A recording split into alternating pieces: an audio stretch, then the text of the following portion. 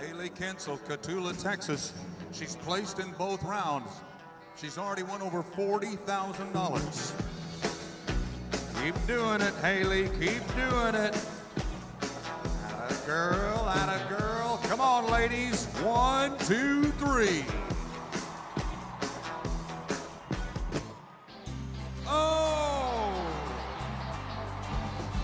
13 and 11 breaks the arena record.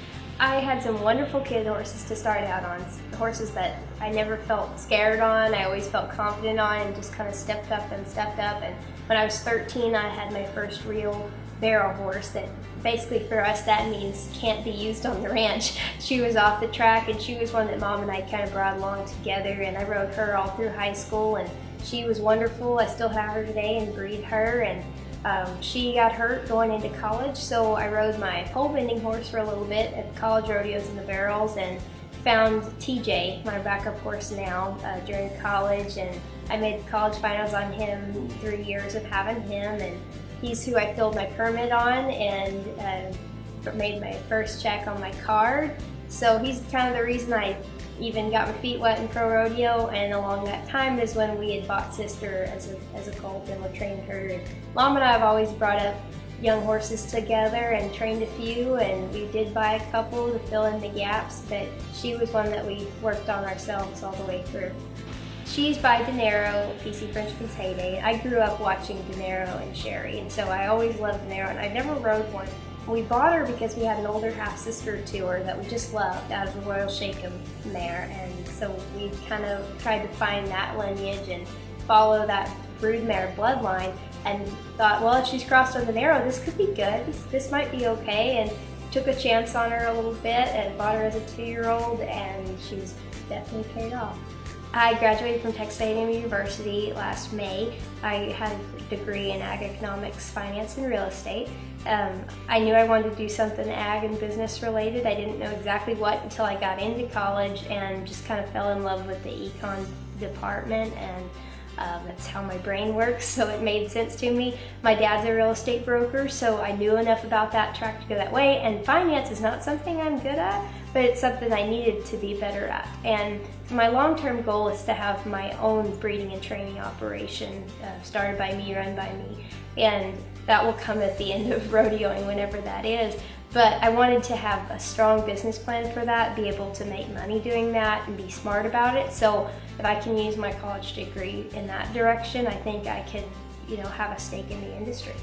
2017, I was graduating college in May, so I did not have a plan to make the NFR. My goal was to get into the top 30 so that this coming year, 2018, I could try and I'd be able to get into the winter rodeos, San Antonio, maybe Houston, and have a better shot at making the NFR.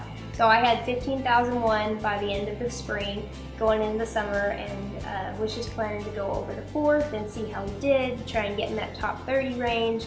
And I had about 45,001 after the 4th of July. I had a really great June and July, and then I went to Salt Lake 2 days of 47, and it was the first and only year that it was a PRCA rodeo where they paid 50,000, and we won that. So it doubled our earnings overnight at the end of July. And at that point, we knew I was making the finals, and so my plans kind of changed. I went to a few more rodeos, but not much. I went home and just kind of sat on the fact that we just made the NFR. We weren't trying that time.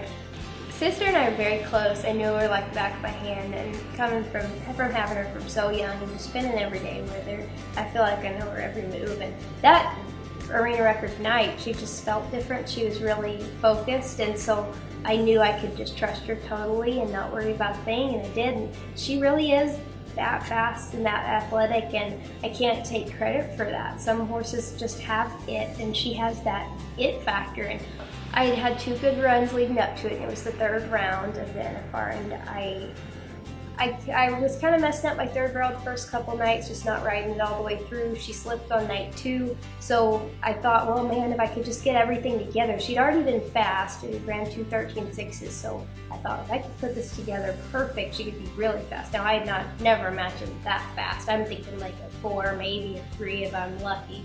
So to be that fast, I still can't say how we pulled that off. I don't know.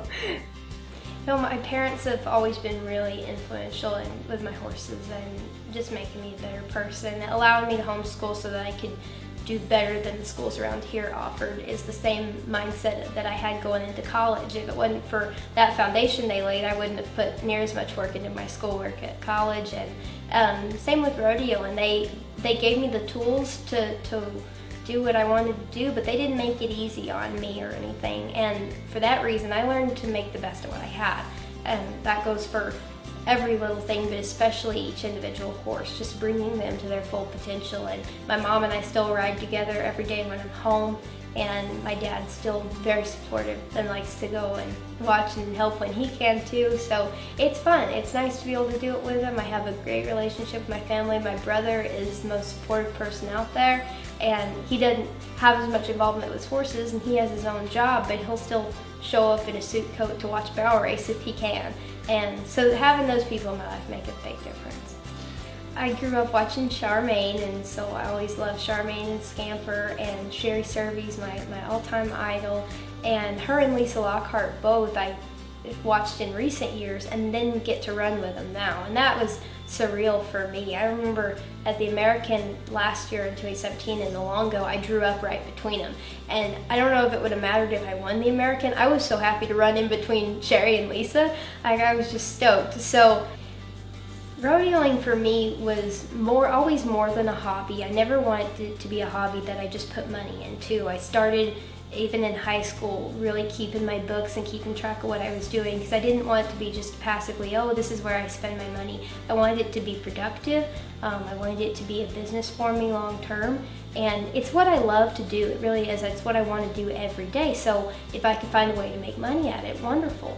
And it's definitely, and that comes back to, it's not even about the money. There's no way you can try too hard to make money at this sort of sport, because it is tough. But in the end, I'd rather be dirt poor and rodeoing and trying to make the right decisions than working a 9 to 5 and doing this for fun.